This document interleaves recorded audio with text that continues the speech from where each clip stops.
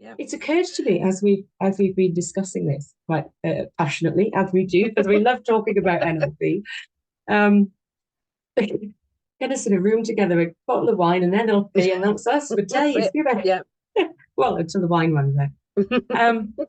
We haven't actually said what NLP is. Do you know what? That's absolutely true. NLP, neuro-linguistic programming.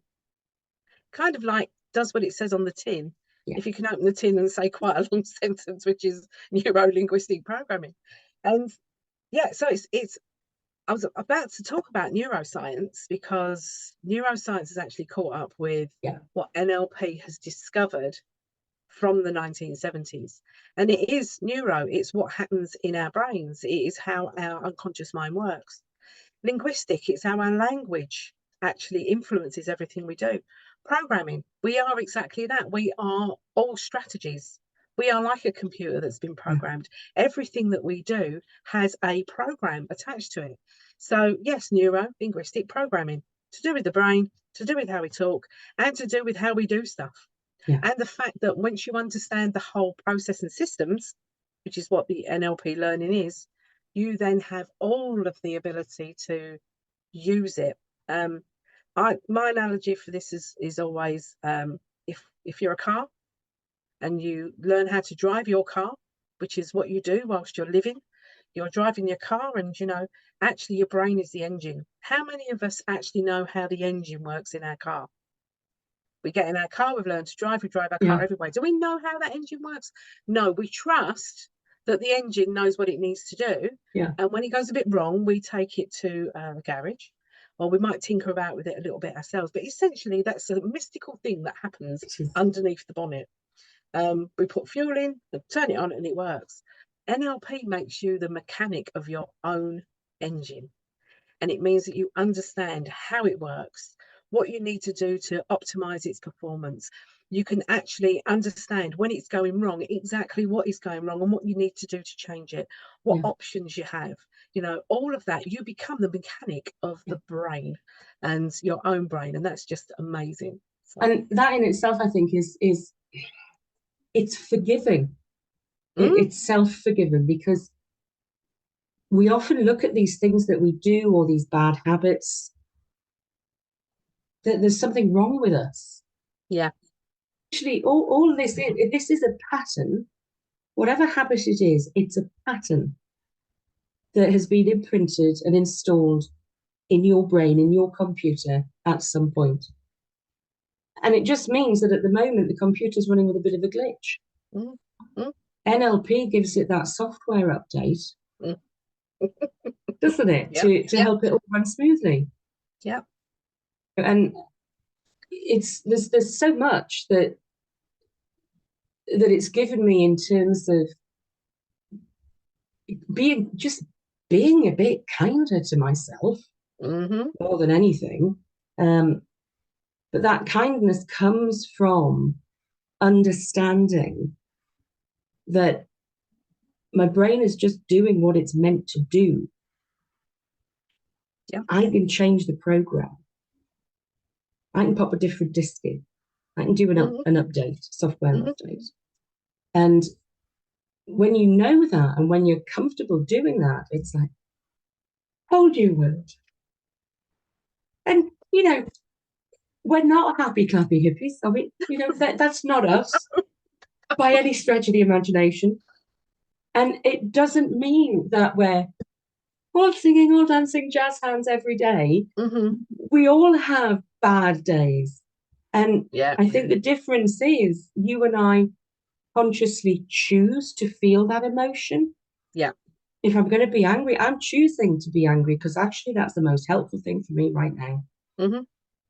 And there might be times where I'll go into the garage and hurl magazines at the wall, because the most helpful thing for me now is to just get it out. Yeah. Chosen that consciously, I can come back in and consciously choose a more flexible behavior that'll help me achieve the outcome I want. Yeah. You make it sound so simple, though. This is the thing. When you know it, it is. It is. Exactly. And you kind of, I found that a lot of the time I was like, how did I not know this? Yeah, and that's, I don't know this already. and you know, that's been our experience as well when we've been on trainings and when we've run trainings. Oh, You know, the number of times that you hear, why didn't I know this? yeah. This is so easy. Why didn't I know this? And it's So wonderful, isn't it, when you see the light bulbs go on with the delegates. And I'm thinking particularly the last training we did, there were moments of, oh my God, all of that makes sense. Oh, and I remember that exact reaction myself when I was learning NLP, going, oh my God, that's it. Boom. And suddenly all of this, okay, right. So that's what that's about. yeah. Yeah, huge shift. Huge shift. Yeah.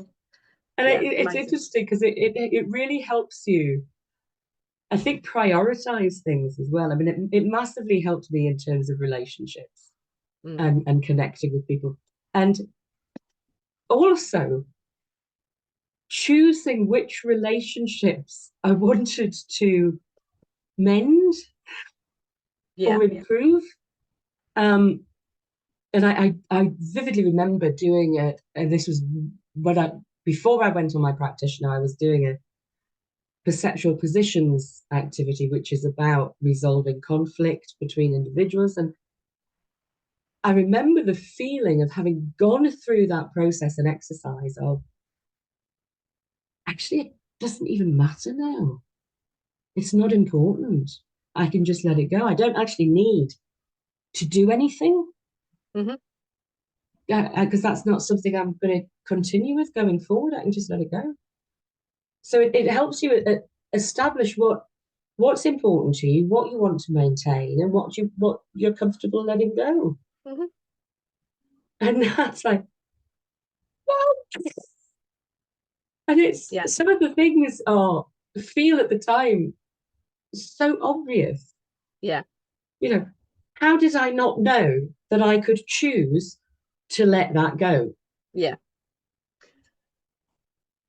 But there's a way of being with it that it just brings it up to the awareness and the noticing and the conscious choice that's informed, I think, a lot of the time by the knowledge and experience of the unconscious mind. But this is all too busy most times for us to hear it. But NLP allows you to notice more, to hear more, to access more of your resources to make more informed choices. I was having very much this conversation with somebody recently.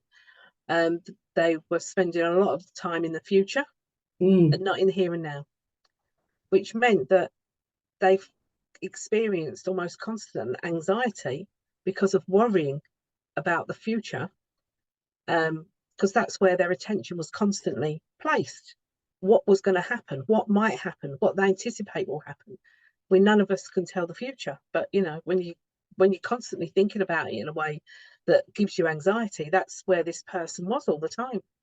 So just encouraging to be in the here and now means that anxiety can't exist, because unless something's actually happening to you here and now to cause you anxiety, if you're just paying attention to what's happening right now, here and now, the sound of the trees, the birds, the feel of the chair under my bum and all of that kind of stuff, it's impossible to be anxious because there isn't anything happening to me right now to cause any anxiety.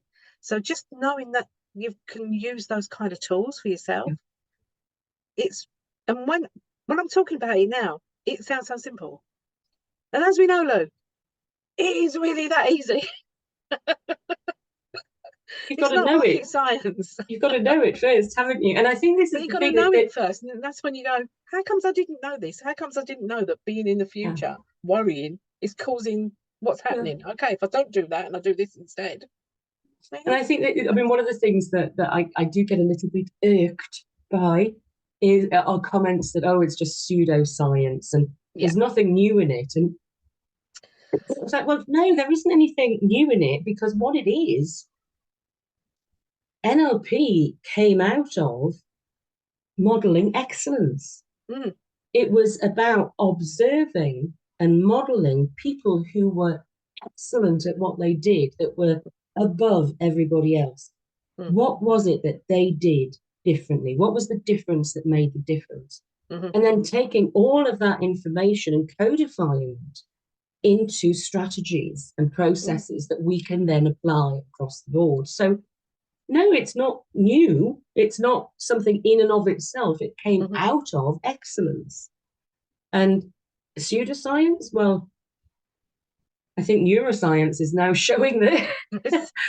Certainly, it's absolutely confirming everything that has Yeah. been gleaned from that modelling process. Yeah. And yeah, there is nothing new under the sun, because if we look back in some of the more ancient traditions, a lot of what we learn and know about how we operate in the world has already been alluded to in, if you go into the Vedic traditions and you go into Buddhism and you go into other areas, the parallels are stark. Yeah. And neuroscience is absolutely now has worked out that what we've been talking about is actually true. Yeah. The evidence is there, my lad. Yeah. Indeed. Thank you, Your Honour. Indeed.